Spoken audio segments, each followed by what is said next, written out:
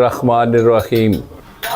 अज असी अपनी जामिया मस्जिद दे विच काफ़ी लोग इकट्ठे आए सन और सब लोगों ने इत्थे इफ्तारी की है। मैं भी अज हाज़री दी है, लेकिन मैं ये बड़ी खुशी नाल ये बात बयान करांगा कि ये जिहड़ा किस्सा सी एक कारी साहब तावला ने शुरू किया और उस वक्त क्या होंदा सी कि कोई एक दिन मेरी वारी आ गई, एक दिन इन्हां दी वारी आ गई, एक दिन उन्हां दी वारी आ गई। लेकिन अज पिछले साल तो बदस्तूर चौरी लियाकत साहब अमरीका तो सारा खर्चा भेजते हैं।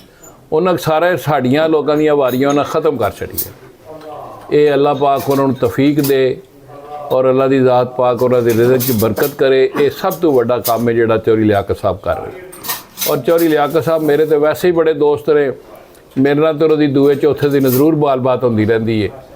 तो ये बड़ा ही उन्होंने एक सदका जारिया करके शुरू किया और अल्लाह की ज़ात और बरकत पाएगी। मेहरबानी। कैसा लग रहा है तुमने इंतज़ाम कर रहे हैं? अल्हम्दुलिल्लाह जो निज़ाम आप चला रहे हैं माशाल्लाह इस बाबरकत रहमत वाले महीने में बहुत अच्छा चला रहे हैं।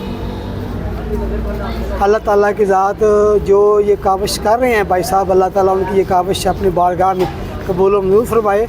अल्लाह ताला उनको अजर अज़ीम अता फरमाए। अल्लाह ताला उनकी रोज़ी में बरकत अता फरमाए। और जो आप ये डिस्ट्रीब्यूट करते हैं, ये इतना बंदोबस्त करते हैं आप, अल्लाह ताला आपको भी इसकी जज़ा दे। इस बाबरकत रहमत वाले महीने में अल्लाह ताला सब पे करम फरमाए।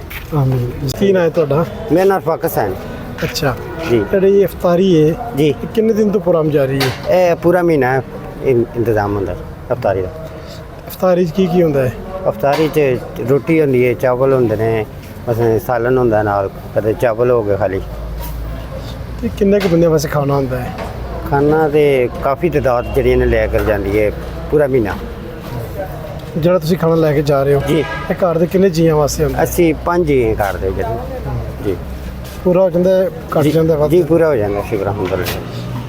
ਕੀ ਕਹਿਣਾ ਚਾਹੋਗੇ ਉਹਨਾਂ ਬੰਦਿਆਂ ਨੂੰ ਜਿਹੜੇ ਬੰਦੇ ਇੰਤਜ਼ਾਮ ਕਰਦੇ ਨੇ? अल्लाह पाक इन्होंने और ज़्यादा दे, असीं दुआ कर सकते हैं जी। अल्लाह पाक इन्होंने अजर दे और बहुत ज़्यादा दे। ਤੁਹਾਡਾ मेरा नाम मोहम्मद इस्माइल ਕਿਹੜੀ ਜਗ੍ਹਾ ਦੇ ਹੋ? ਅਸੀਂ ਭੱਜਦੇ ਅੱਛਾ ਅੱਛਾ। ਕਿੰਨੇ ਦਿਨ ਹੋ ਗਏ ਨੇ ਰੋਜ਼ ਇਫਤਾਰੀ ਦਾ ਇੱਥੇ ਇੰਤਜ਼ਾਮ ਹੋ ਰਿਹਾ ਹੈ? ਸਾਨੂੰ ਸਾਰੇ ਅਫਤਾਰ ਅੱਛਾ ਅੱਛਾ। ਕੀ ਹੁੰਦਾ ਇਫਤਾਰੀ ਵਿੱਚ? ਅਫਤਾਰੀ ਤੇ ਆਸ਼ਾ ਹੁੰਦੀ ਹੈ। ਅੱਛਾ ਅੱਛਾ, ਮਾਸ਼ਾਅੱਲਾ।